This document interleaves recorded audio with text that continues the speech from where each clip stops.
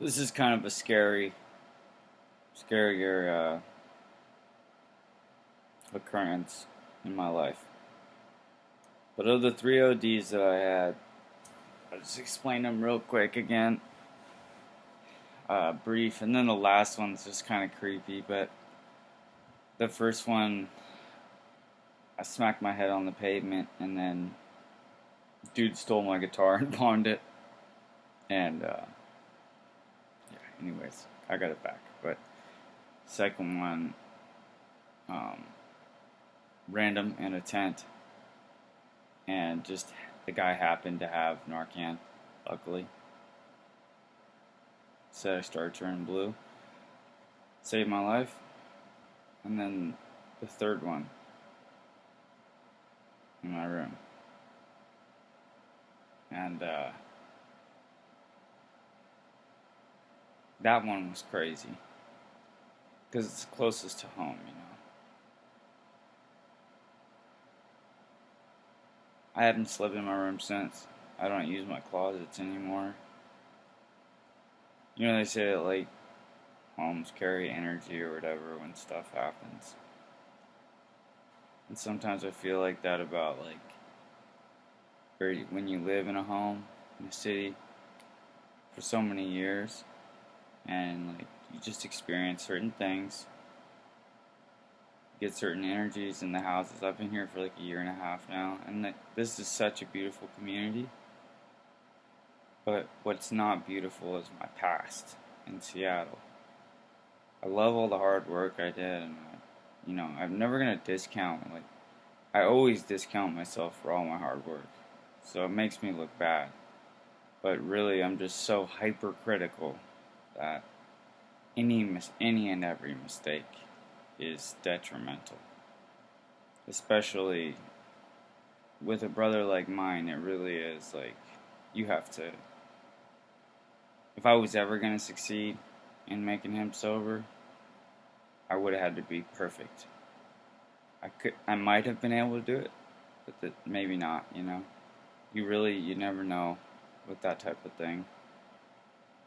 But yeah, it was a weird occurrence in my room because Jake said I wouldn't open my eyes, I wouldn't respond to anything, I wasn't breathing for like 2 minutes, and he said he started to punch me in the chest, and then kept hitting me in the chest to see if I'd breathe or whatever, which probably was like making it harder for me to breathe, I would imagine, but Jake's freaking retarded.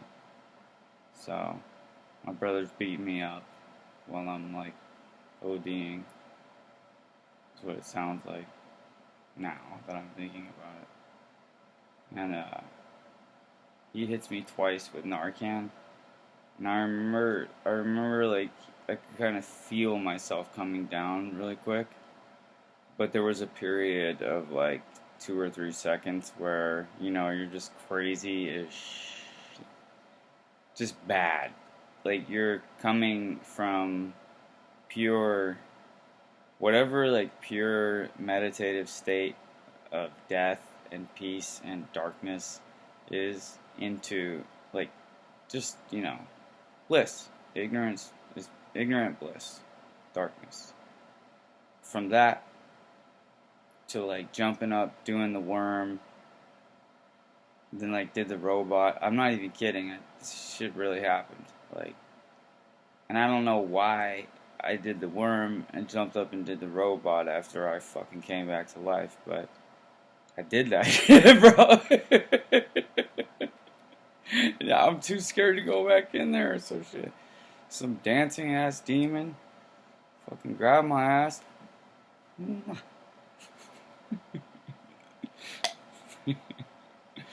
Seriously though, man, like, this house has been scary since. It really has. It's gotten a little creepier. It gets creepy too when you try to take care of somebody who's addicted to this stuff and they think they can hide it. Because nobody can hide being addicted to that drug.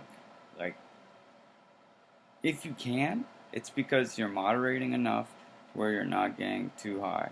but it's still not it's not an accomplishment. Like hiding that use isn't an accomplishment. And most people, because it's so addictive, that's the most preferable state is zombie mode, you know? So if you're not gonna do zombie mode, you're probably not gonna do that. I just can't believe that it's become a fad at all, and it's just real sad to me that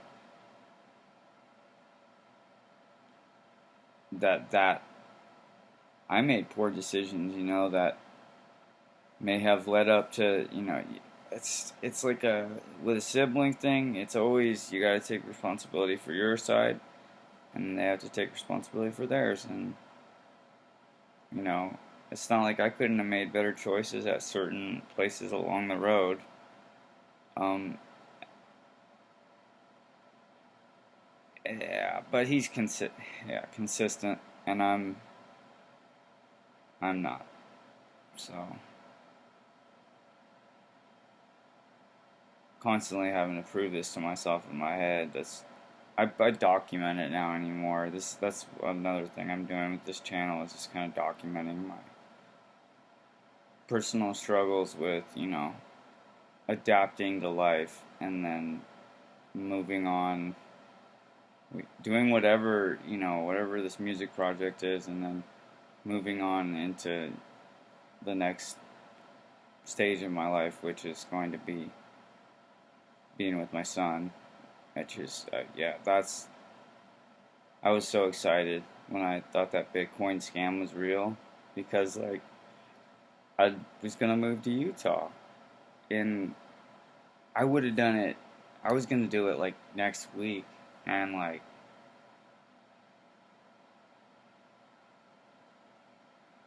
somebody said something about holding their family hostage earlier, and I think I even mentioned it in a different video, and I feel stupid because I told Devin, but I made a suicide statement, but I didn't mean it. I was just like being a dickhead to the guy because I was starting to realize he scammed me and just took a bunch of my personal information.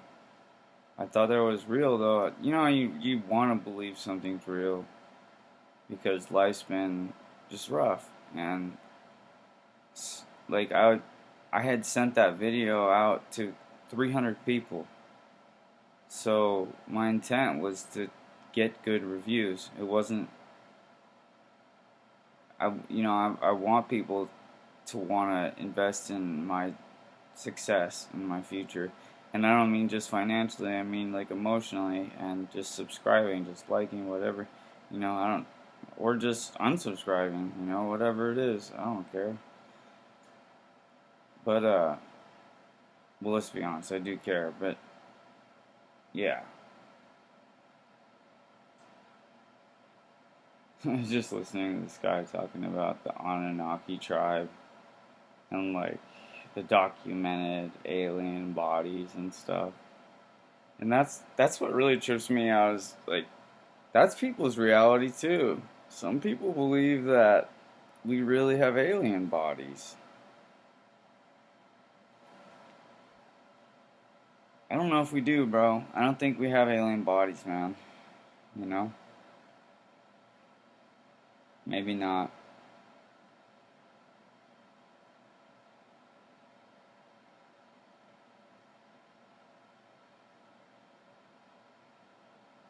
No. There's no way.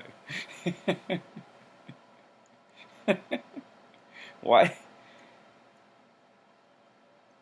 Uh, no. I think it's. I'm gonna shut up. I don't want to speculate on military technology.